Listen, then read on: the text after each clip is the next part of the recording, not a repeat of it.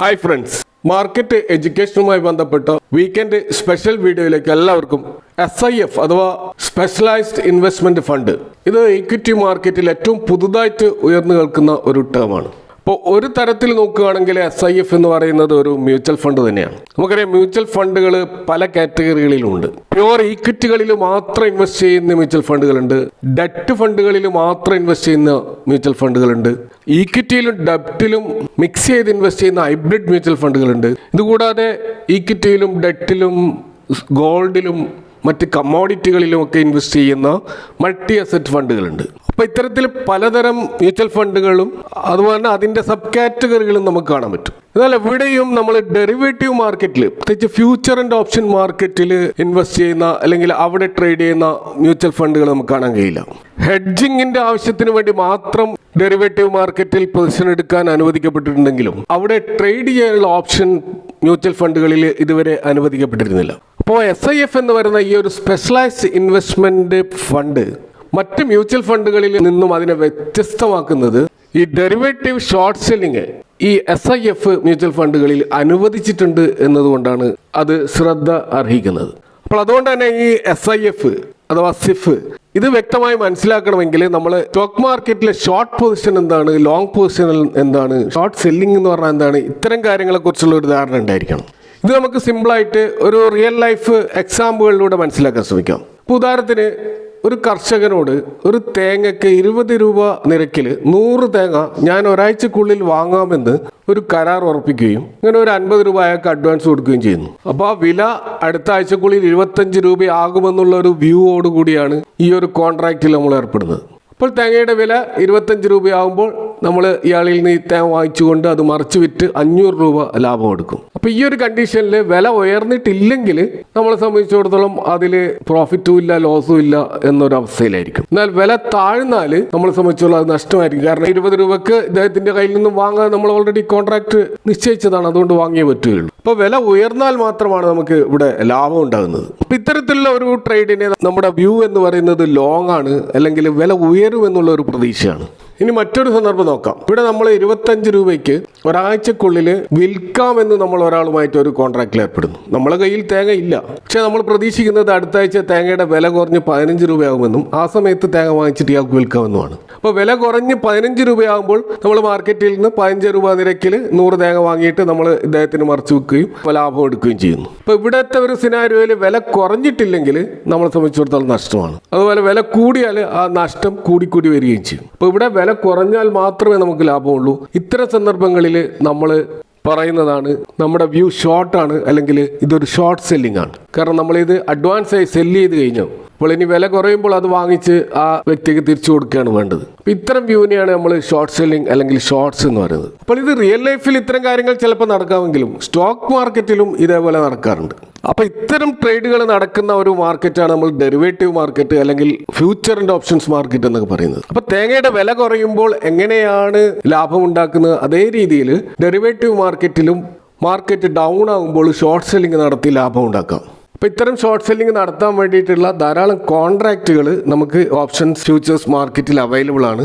Long position ആണെങ്കിൽ call സൈഡിലും short position ആണെങ്കിൽ പുട്ട് സൈഡിലും നമുക്ക് ഇത്തരം കോൺട്രാക്റ്റുകൾ അവൈലബിൾ ആണ്. അപ്പോൾ ഇത്തരം കോൺട്രാക്റ്റുകൾ നമുക്ക് വാങ്ങിക്കൊണ്ട് അതിന് ചില സ്ട്രാറ്റജികൾ ഉപയോഗിച്ചുകൊണ്ട് വാങ്ങുകയും വിൽക്കുകയും ചെയ്തുകൊണ്ടൊക്കെ നമുക്ക് ലാഭം ഉണ്ടാക്കാൻ കഴിയും. ഇതാണ് ഫ്യൂച്ചർ ആൻഡ് ഓപ്ഷൻ മാർക്കറ്റിൽ നടക്കുന്നത്. അപ്പോൾ അവിടെ ധാരാളം സ്ട്രാറ്റജികൾ നമുക്ക് കാണാൻ പറ്റും. ഇപ്പോൾ example covered call, straddle, bear put spread, bear butterfly spread, collar strategy, hedging, iron condor, strangle, അങ്ങനെ തുടങ്ങി 100 കണക്കിന് സ്ട്രാറ്റജികൾ അവിടെ അവൈലബിൾ ആണ്. അപ്പോൾ അതൊരു വലിയൊരു സബ്ജക്റ്റ് ആയതുകൊണ്ട് അതിലേക്ക് ഞാൻ കൂടുതലായിട്ട് പോകുന്നില്ല. എങ്കിലും ഒരു ഏകദേശം ഒരു ധാരണ എന്താണ് ഫ്യൂച്ചർ ആൻഡ് ഓപ്ഷൻ മാർക്കറ്റ്, എന്താണ് ഡെറിവേറ്റീവ് മാർക്കറ്റ് എന്നതിനെ പറ്റി കിട്ടാൻ വേണ്ടി മാത്രമാണ് ഈ കാര്യം പരാമർശിക്കുന്നത്. അപ്പോൾ നമുക്കറിയാം, പൊതുവെ മ്യൂച്വൽ ഫണ്ടുകളിലൊക്കെ ഒരു ലോങ് പൊസിഷനിലാണ് അവർ എപ്പോഴും സ്റ്റോക്കുകൾ വാങ്ങുന്നത്. ഇന്ന് ഒരു സ്റ്റോക്ക് വാങ്ങി നാളെ വില കൂടും, വില കൂടുമ്പോൾ വിൽക്കാം എന്ന ഒരു ലോങ് വ്യൂ ആണ് അവിടെ ഉള്ളത്. അപ്പോൾ മാർക്കറ്റ് അടുത്ത് തന്നെ ഡൗൺ ആകും, അതുകൊണ്ട് ഷോർട്ട് സെല്ലിംഗ് നടത്താം എന്ന രീതിയിലുള്ള ഒരു ട്രേഡിംഗ് മ്യൂച്വൽ ഫണ്ടുകളിൽ ഇപ്പോൾ അനുവദനീയമല്ല. മ്യൂച്വൽ ഫണ്ടുകളിൽ ധാരാളം റെഗുലേഷൻസ് ഉണ്ട്. സെബി ശക്തമായ നിയന്ത്രണങ്ങൾ അവിടെ തീരുമാനിച്ചിട്ടുണ്ട്. കാരണം മ്യൂച്വൽ ഫണ്ടുകളിൽ ഇൻവെസ്റ്റ് ചെയ്യുന്നത് പൊതുവെ ശരാശരി സാധാരണക്കാരായ ഇൻവെസ്റ്റേഴ്സാണ്. അപ്പോൾ അവരുടെ ഹാർഡ് ഏൺഡ് മണി സംരക്ഷിക്കപ്പെടേണ്ടതുണ്ട്. അതുകൊണ്ട് തന്നെ ധാരാളമായിട്ടുള്ള നിയന്ത്രണങ്ങൾ അവിടെ ഉണ്ട്. അതുകൊണ്ട് തന്നെ ഫണ്ട് മാനേജേഴ്സിന് ആ ഒരു നിയന്ത്രണ രേഖയ്ക്കുള്ളിൽ നിന്നുകൊണ്ട് മാത്രമേ ഇൻവെസ്റ്റ്മെന്റ് നടത്താൻ കഴിയുള്ളൂ. കുറച്ചുകൂടി റിസ്ക് എടുക്കുന്നവരും കുറച്ചുകൂടി നല്ല ക്യാപിറ്റൽ ഉള്ളവർക്കുമായിട്ട് വേറെ ഓപ്ഷൻസും മാർക്കറ്റിൽ അവൈലബിൾ ആണ്. അതിലൊന്നാണ് PMS അഥവാ പോർട്ട്ഫോളിയോ മാനേജ്മെന്റ് സർവീസ് എന്ന് പറയുന്നത്. ഇതും സെബി റെഗുലേറ്റഡ് ആയിട്ടുള്ള ഒരു സംഭവമാണെങ്കിലും അവിടെ പോർട്ട്ഫോളിയോ മാനേജ് ചെയ്യുന്ന ഫണ്ട് ആ ഒരു PMS പ്രൊവൈഡറിന് ധാരാളം സ്വാതന്ത്ര്യമുണ്ട്. എവിടെ ഇൻവെസ്റ്റ് ചെയ്യണമെന്നതിനെക്കുറിച്ചുള്ള വലിയ റിസ്ട്രിക്ഷൻസും അവിടെ ഇല്ല. എന്നാൽ ഈ PMSന്റെ ഒരു ലിമിറ്റേഷൻ എന്താണെന്ന് വെച്ചാൽ അവിടെ ഏറ്റവും മിനിമം 50 ലക്ഷം ക്യാപിറ്റൽ ഉള്ളവർക്ക് മാത്രമേ ഈ PMS പ്രൊവൈഡേഴ്സുമായി ബന്ധപ്പെട്ടുകൊണ്ടുള്ള ഇൻവെസ്റ്റ്മെന്റ് നടത്താൻ കഴിയുള്ളൂ. അപ്പോൾ സെബിയുടെ അംഗീകാരം നേടിയ PMS പ്രൊവൈഡേഴ്സ് ആണ് ഇത് നടത്തുന്നത്. അപ്പോൾ 50 ലക്ഷം ക്യാപിറ്റലുമായി വരുന്ന ഹൈ നെറ്റ്വർത്ത് ഇൻഡിവിജ്വൽസിനാണ് ഇവിടെ ഈ പണം അവർക്ക് നൽകിക്കൊണ്ട് അവർ ഈ ഇൻവെസ്റ്റർക്ക് വേണ്ടിയിട്ട് പോർട്ട്ഫോളിയോയിൽ ബൈയിങ്ങും സെല്ലിങ്ങും ഒക്കെ നടത്തിക്കൊണ്ട് ലാഭം ക്രിയേറ്റ് ചെയ്യുന്നത്. ഇതേപോലെ തന്നെ മറ്റൊരു ഓപ്ഷനാണ് AIF എന്ന് പറയുന്നത്, അഥവാ ആൾട്ടർനേറ്റീവ് ഇൻവെസ്റ്റ്മെന്റ് ഫണ്ടുകൾ. അപ്പോൾ ഇവിടെ PMSനേക്കാളും വലിയ ക്യാപിറ്റൽ ആവശ്യമാണ്. 1 കോടി ഏറ്റവും മിനിമം ക്യാപിറ്റൽ ഉള്ളവർക്ക് മാത്രമേ ഈ AIF പോലെയുള്ള ഇൻവെസ്റ്റ്മെന്റ് ഫണ്ടുകളിൽ ഇൻവെസ്റ്റ് ചെയ്യാൻ കഴിയുള്ളൂ. അപ്പോൾ അവിടെയും സെബിയുടെ നിയന്ത്രണങ്ങളുണ്ട്. സെബിയാണ് ഈ ആൾട്ടർനേറ്റീവ് ഫണ്ട് മാനേജ് ചെയ്യുന്നവരെ അവർക്കുള്ള രജിസ്ട്രേഷൻസ് നൽകുന്നത്. അപ്പോൾ ഈ ആൾട്ടർനേറ്റീവ് ഇൻവെസ്റ്റ്മെന്റിന്റെ മറ്റൊരു പ്രത്യേകത അവിടെ സ്റ്റോക്കുകളിൽ ഇക്വിറ്റികളിൽ പോലെയുള്ള ലിമിറ്റഡ് ആയിട്ടുള്ള ഇത്തരം ഇൻസ്ട്രുമെന്റ് കൂടാതെ നോൺ ട്രഡീഷണൽ ആയിട്ടുള്ള ഇപ്പോൾ പ്രൈവറ്റ് ഇക്വിറ്റികൾ ലിസ്റ്റ് ചെയ്യപ്പെടാത്ത കമ്പനികളിൽ ഇൻവെസ്റ്റ് ചെയ്യും. അതുപോലെ വെഞ്ചർ ക്യാപിറ്റൽ ആയിട്ട് അവർ നിൽക്കും. നമുക്കറിയാം IPOകളിലൊക്കെ ഈ ആങ്കർ ഇൻവെസ്റ്റേഴ്സ് ആയിട്ട് ഇവരുണ്ടാവും. അതേപോലെ ഹെഡ്ജ് ഫണ്ടുകളിൽ നിക്ഷേപിക്കാൻ കഴിയും, റിയൽ എസ്റ്റേറ്റിൽ നിക്ഷേപിക്കാം, ഇൻഫ്രാസ്ട്രക്ചർ ഫണ്ടുകളിൽ നിക്ഷേപിക്കാം, കമ്മോഡിറ്റികളിൽ, ഗോൾഡിൽ എല്ലാം നിക്ഷേപിക്കാം. അപ്പോൾ അവിടെ 3 ടൈപ്പ് AIF ഉണ്ട്. ആൾട്ടർനേറ്റീവ് ഇൻവെസ്റ്റ്മെന്റ് ഫണ്ട് ഉണ്ട്. കാറ്റഗറി 1, കാറ്റഗറി 2, കാറ്റഗറി 3 എന്നുള്ള അടിസ്ഥാനത്തിൽ ആ ഒരു ട്രേഡിങ്ങിന്റെ കോംപ്ലക്സിറ്റി അനുസരിച്ച് അതിനെ കാറ്റഗറൈസ് ചെയ്തിട്ടുണ്ട്. അപ്പോൾ ഇവിടെയുള്ള ലിമിറ്റേഷൻ 1 കോടി ക്യാപിറ്റൽ ഉള്ളവർക്ക് മാത്രമേ ഇത്തരം ഒരു ഇൻവെസ്റ്റ്മെന്റിൽ ഇൻവെസ്റ്റ് ചെയ്യാൻ സാധിക്കുകയുള്ളൂ.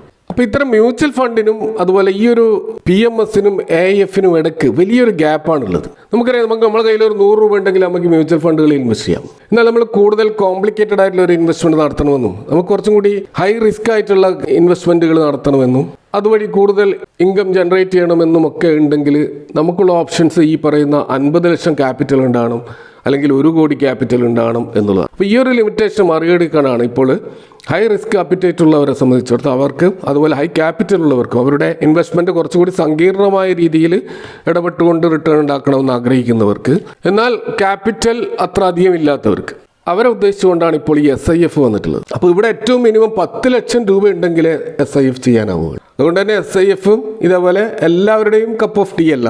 100 രൂപ മ്യൂച്വൽ ഫണ്ടിൽ സിപ്പ് ചെയ്യുന്ന ഒരു ശരാശരി ഇൻവെസ്റ്റർക്കും ഈ 50 ലക്ഷം ഇൻവെസ്റ്റ് ചെയ്യുന്ന HNIകൾക്കും ഇടയിൽ ഉള്ള ഒരു മിഡിൽ ക്ലാസ്സിന് വേണ്ടിയിട്ടാണ് ഇപ്പോൾ മിക്സഡ് ആയിട്ടുള്ള മ്യൂച്വൽ ഫണ്ടിൻ്റെയും PMSൻ്റെയും ഇടയിലുള്ള ഒരു ഫണ്ട് ഇപ്പോൾ സെബി ഇൻട്രൊഡ്യൂസ് ചെയ്യുന്നത്.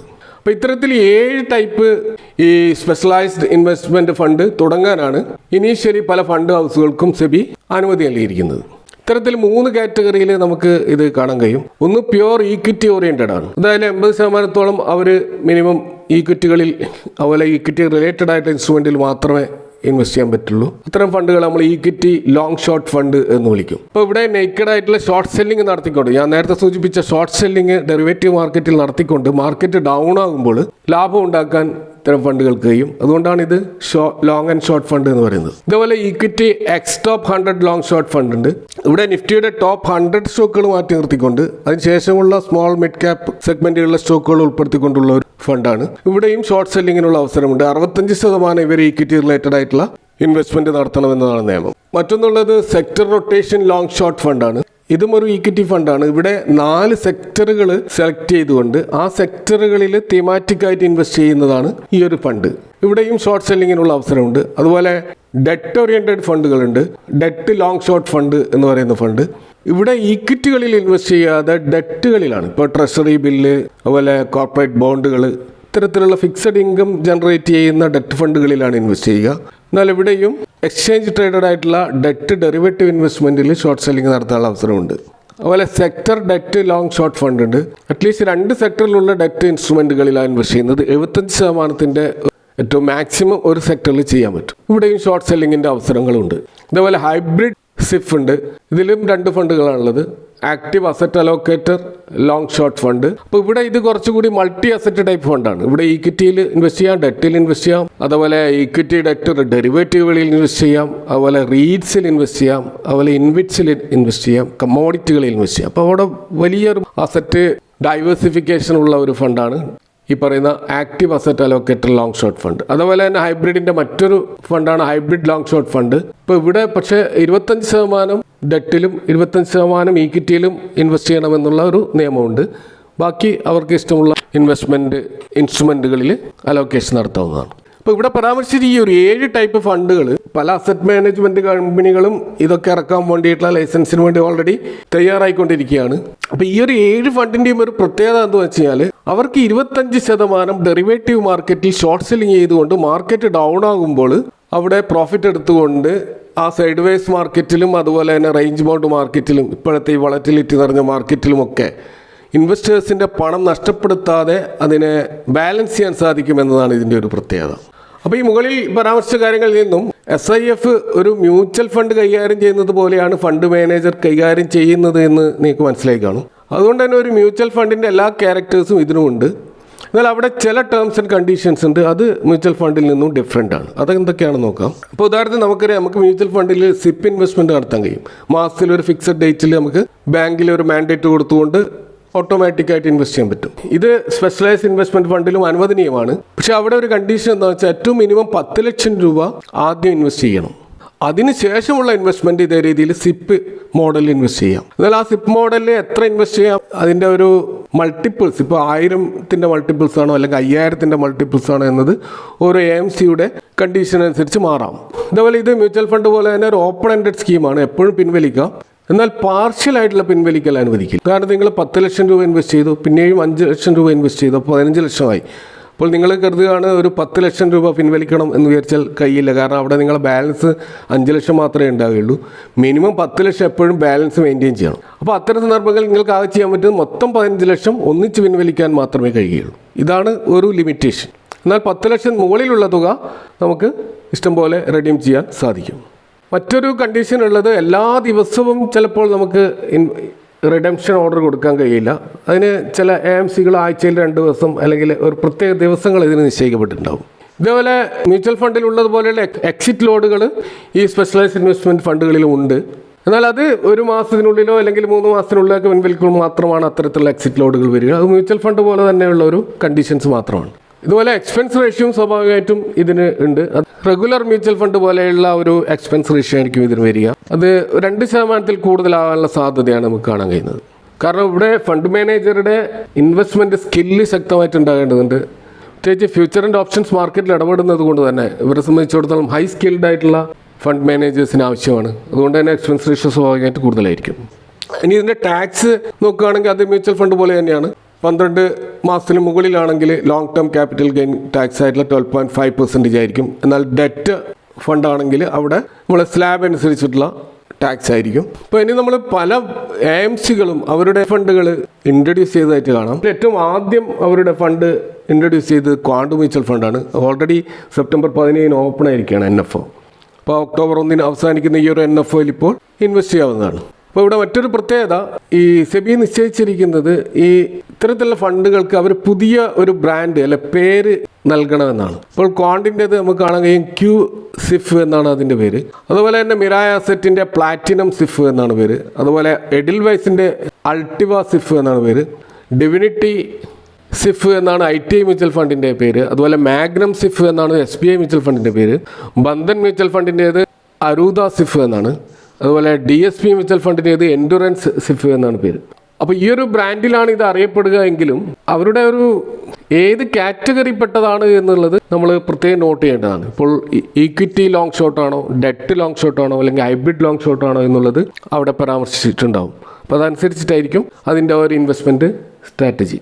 അതുപോലെ ഇതിൽ ഇൻവെസ്റ്റ് ചെയ്യാൻ വേണ്ടിയിട്ട് ഇപ്പോൾ നിലവിൽ നമുക്ക് ഈ AMCകളുടെ വെബ്സൈറ്റിൽ പോയി ഡയറക്റ്റ് ഇൻവെസ്റ്റ് ചെയ്യാവുന്നതാണ്. അതല്ലെങ്കിൽ മ്യൂച്വൽ ഫണ്ട് ഡിസ്ട്രിബ്യൂട്ടേഴ്സ് വഴി ചെയ്യാവുന്നതാണ്. അതുപോലെ ഡിസ്കൗണ്ട് ബ്രോക്കേഴ്സിൻ്റെ പ്ലാറ്റ്ഫോമിലേക്ക് ഇത് ഫ്യൂച്ചറിൽ വരുമെന്നാണ് പ്രതീക്ഷിക്കുന്നത്. അപ്പോൾ ഇതൊക്കെയാണ് SIFുമായി ബന്ധപ്പെട്ട് ഇവിടെ പറയാനുള്ളത്. ഇത് കുറേ കൂടി കാര്യങ്ങൾ ഇതിൻ്റെ മനസ്സിലാക്കാനുണ്ടെന്ന് അറിയാം. ഇതുമായി ബന്ധപ്പെട്ട് നിങ്ങളുടെ സംശയങ്ങളും കമൻറ്റുകളും അറിയിക്കാം. Thanks for watching. See you next time with another video.